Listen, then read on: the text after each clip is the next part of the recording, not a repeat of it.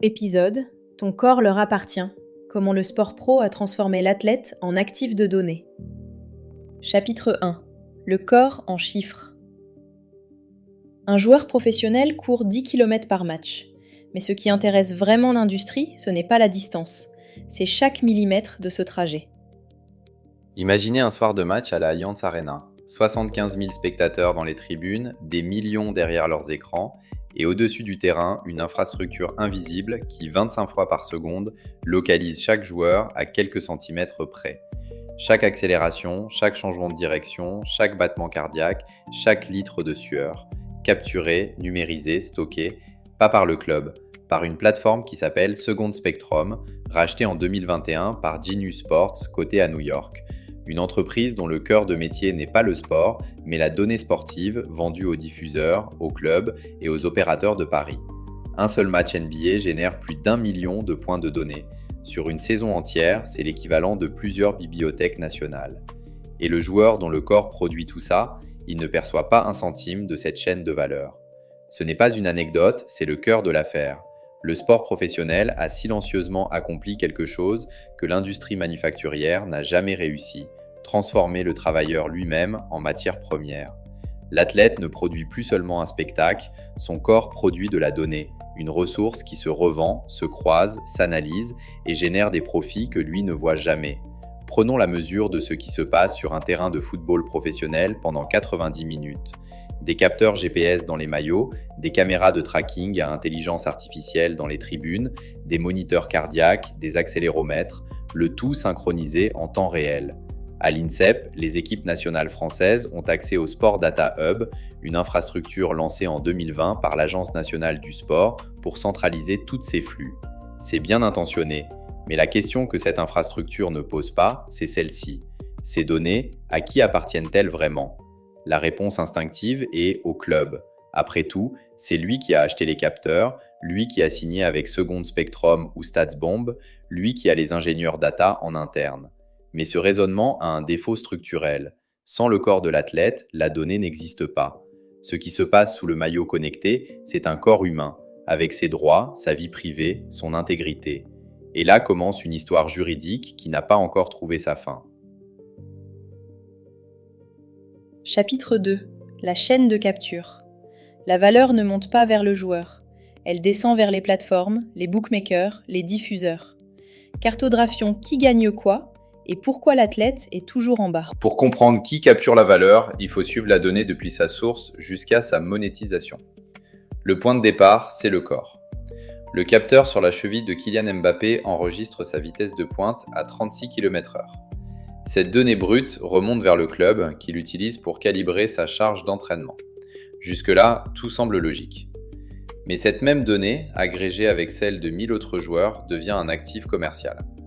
Second Spectrum la vend aux diffuseurs pour nourrir les graphiques en temps réel que vous voyez sur Amazon Prime ou Canal+. Elle la vend aux bookmakers pour affiner leurs cotes en direct. Elle la vend à d'autres clubs pour nourrir leur modèle de scouting. Le joueur, lui, a signé un contrat de travail. Aucune clause ne lui garantit un droit sur cette chaîne de redistribution. Genius Sports, la maison mère de Second Spectrum, a signé en 2021 un accord exclusif avec la NFL pour la collecte et la distribution de données officielles. Un accord évalué à plusieurs centaines de millions de dollars. La NBA a son propre arrangement avec des partenaires data officiels. En football européen, Opta et StatsBomb sont devenus des infrastructures incontournables. Et dans tous ces accords, l'athlète n'est pas partie prenante. Il est la source, pas un acteur de la négociation. Ce modèle crée une asymétrie qui ressemble à quelque chose de connu. Dans l'économie numérique grand public, on dit que si c'est gratuit, c'est toi le produit. Dans le sport professionnel, c'est plus précis. Le joueur est payé, et bien payé pour certains, mais sur une fraction de la valeur qu'il génère. L'autre fraction, celle des données, échappe à la négociation collective. Le marché global de l'IA appliqué aux paris sportifs pesait 9 milliards de dollars en 2024. Il est projeté à 28 milliards en 2030, selon l'école de commerce de Groot à McMaster. C'est une croissance annuelle de 21%. Dans cette trajectoire, les données biométriques des athlètes sont le carburant. Les bookmakers en ligne ne paient pas les joueurs pour ce carburant. Ils paient les plateformes intermédiaires qui ont structuré la collecte. C'est cette position d'intermédiaire entre le corps et le marché qui vaut de l'or. Il y a un précédent qui éclaire la mécanique. Quand Toulouse FC a déployé son algorithme de scoring pour le recrutement, une note de 0 à 100, aucun candidat retenu en dessous de 70, le modèle a été entraîné sur des données historiques de joueurs. Ces joueurs n'ont pas été rémunérés pour la contribution de leurs données à cet outil de sélection. Leur carrière passée a nourri un actif commercial appartenant au club. Banal, invisible et parfaitement légal. Pour l'instant. Chapitre 3. Le droit à la traîne. Le RGPD dit que les données biométriques sont sensibles. L'AI Act dit que certains systèmes sont à haut risque. Mais dans les vestiaires, ces textes ne s'appliquent presque pas. Voyons pourquoi. Le cadre juridique existe, il est même ambitieux sur le papier. L'article 9 du RGPD interdit explicitement le traitement des données biométriques sans consentement explicite. Ces données sont classées dans la catégorie sensible, au même niveau que les données de santé ou l'appartenance syndicale, et le consentement dans la doctrine européenne doit être libre, éclairé, spécifique, pas signé en bas d'un contrat de travail de 100 pages. Mais voilà le problème. Dans un environnement sportif professionnel, le consentement n'est jamais vraiment libre. Un joueur qui refuse de porter son GPS d'entraînement, c'est un joueur qui se met en dehors du groupe, qui signale à son entraîneur une résistance au protocole, qui compromet peut-être sa place dans l'équipe. Une étude publiée en 2025 dans Frontiers in Sports and Active Living est explicite sur ce point. Dans le contexte sportif, le consentement éclairé est une fiction juridique. Le rapport de force rend la liberté de choix théorique. L'AI Act européen est entré en vigueur le 1er août 2024. Il classe les systèmes d'IA utilisés en contexte d'emploi, recrutement, évaluation de performance, gestion de charges de travail, comme systèmes à haut risque. Ces systèmes doivent être transparents, auditables et ne peuvent pas entraîner de discrimination automatique. Mais le sport reste un angle mort explicite dans les textes d'application. Les fédérations, les clubs, les ligues professionnelles n'ont pas été intégrés dans les secteurs prioritaires de régulation. Ce vide crée des situations absurdes. En France, la CNIL a publié des recommandations sur la mesure de la performance physique des sportifs de haut niveau. Des textes prudents, bien intentionnés, qui s'adressent principalement aux structures fédérales. Le sport amateur, lui, n'est pratiquement pas couvert.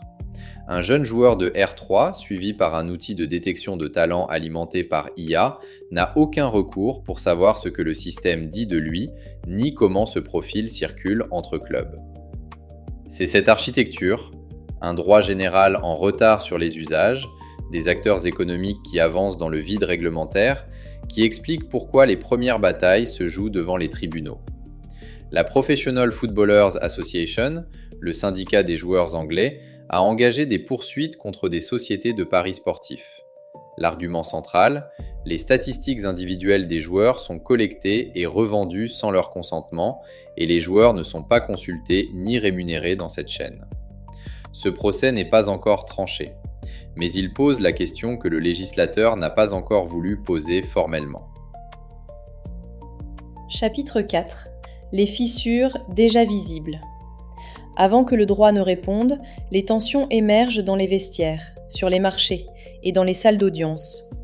Les signaux faibles d'un conflit qui s'annonce fort. En 2023, un joueur de la NBA a parié sur des prop bets, des paris sur des événements très précis en cours de match, comme le nombre de points d'un joueur en première mi-temps ou sa disponibilité pour un match. Ce type de pari est devenu possible grâce aux données en temps réel que les plateformes vendent aux bookmakers. Et le joueur en question avait accès, depuis le vestiaire, à des informations que le marché n'avait pas encore. La même mécanique a émergé en MLB en 2024, avec des lanceurs accusés d'ajuster leur performance sur des paris au niveau du lancer individuel. Ces scandales ont une lecture habituelle, des sportifs qui trichent. Mais leur lecture structurée naturelle et plus intéressante. Ces joueurs avaient compris, avant les régulateurs, que la donnée sportive interne vaut de l'or sur les marchés de paris. Ils ont monétisé une asymétrie d'information que l'industrie data avait elle-même créée. Ce n'est pas une excuse, c'est un symptôme. Le pendant positif de cette même infrastructure, c'est ce que la NFL a construit avec AWS sous le nom de Digital Athlete. Des millions de simulations quotidiennes de scénarios de jeu, une modélisation des risques de commotion pour chaque joueur, une réduction de 17% des commotions certifiées en 2024. Ces résultats sont réels et bien documentés,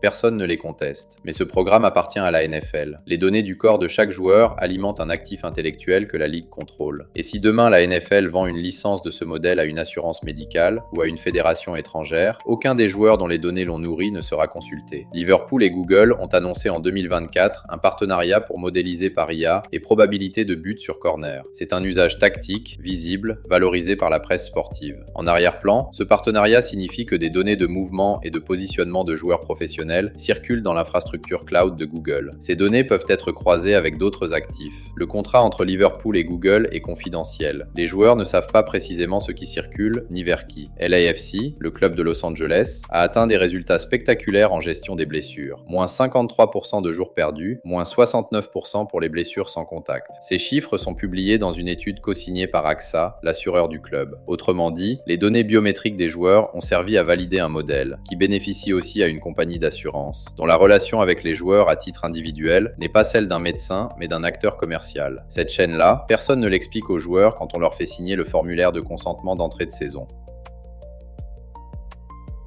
Chapitre 5. Le prochain bras de fer. Les syndicats de joueurs vont revendiquer, les clubs vont résister, les plateformes tech vont continuer à capturer. Voici la grille de lecture pour les prochaines années. Les grandes négociations collectives dans le sport professionnel ont toujours eu un cycle d'une génération. Dans les années 80, le combat c'était la liberté de transfert. L'arrêt Bosman en 1995 a tout changé pour le football européen. Dans les années 2000, c'était le partage des droits TV. Les joueurs ont obtenu des parts variables selon les ligues via les syndicats. La prochaine grande bataille, elle se dessine déjà. Ce sera la propriété des données biométriques et le partage de leurs valeurs marchandes. Le modèle qui va s'imposer ressemble à celui des droits à l'image, avec une couche de complexité supplémentaire. Aujourd'hui, un joueur négocie déjà ses droits à l'image dans son contrat. Demain, il négociera ses droits sur les données que son corps génère à l'entraînement et en match. Ces droits data pourraient couvrir une redevance sur la revente à des tiers, bookmakers, plateformes tech, assureurs, mais aussi un droit de consultation et de correction calqué sur le RGPD, voire un opt-out explicite pour l'entraînement de modèles d'IA commerciaux. Les clubs vont résister sur deux arguments. Le premier, la donnée est produite dans le cadre du contrat de travail, donc elle appartient à l'employeur, comme un rapport d'activité appartient à une entreprise. C'est l'argument le plus fort juridiquement et le plus fragile éthiquement. Le second, la monétisation des données finance des programmes de performance qui protègent les joueurs eux-mêmes. Moins de blessures, carrière plus longue. C'est l'argument Liverpool-LAFC. Il n'est pas faux, mais il mélange deux choses distinctes, l'usage interne de la donnée pour le bien-être du joueur et la commercialisation externe vers des tiers qui n'ont pas de relation de soins avec lui. Les plateformes tech, elles, vont se positionner comme neutres. Elles collectent, elles agrègent, elles vendent. Ce qu'elles feront, c'est accélérer leurs investissements en Europe de l'Est, en Amérique latine, dans les championnats où la régulation est plus faible. Et si le droit européen devient contraignant, elles déplaceront la collecte vers des juridictions plus accommodantes. C'est exactement ce qu'a fait l'industrie des données grand public dans les années 2010. Pour un investisseur ou un dirigeant de club, la grille de lecture est celle-ci. Les clubs qui auront une avance en 2030 ne seront pas forcément ceux qui auront le plus dépensé en technologie. Ce seront ceux qui auront structuré tôt une gouvernance claire de leurs données. Qui possède quoi, qui accède à quoi, quelles données circulent vers des tiers et à quelles conditions. Cette gouvernance aujourd'hui n'existe presque nulle part dans le football professionnel. Elle est en train d'émerger en NBA et en NFL sous la pression des syndicats de joueurs. Elle arrivera en Europe dans les 5 prochaines années, portée par l'AI Act et par les premières décisions judiciaires sur les procès en cours. Le corps de l'athlète a toujours été une ressource. On l'a toujours exploité, chronométré, analysé. Ce qui change aujourd'hui, c'est que cette exploitation génère une valeur financière chiffrée, traçable, mondialement revendable. Et que pour la première fois dans l'histoire du sport, les athlètes commencent à avoir les outils juridiques pour en demander leur part. Ce sera long, ce sera contesté, mais l'histoire des droits dans le sport professionnel ne s'est jamais arrêtée à mi-chemin. Vous écoutiez Ton corps leur appartient. Comment le sport pro a transformé l'athlète en actif de données. Merci d'avoir écouté jusqu'au bout. Si cet épisode vous a donné une grille de lecture que vous n'aviez pas avant, partagez-le à quelqu'un dans le sport, dans l'investissement ou dans le droit. Ils en ont besoin.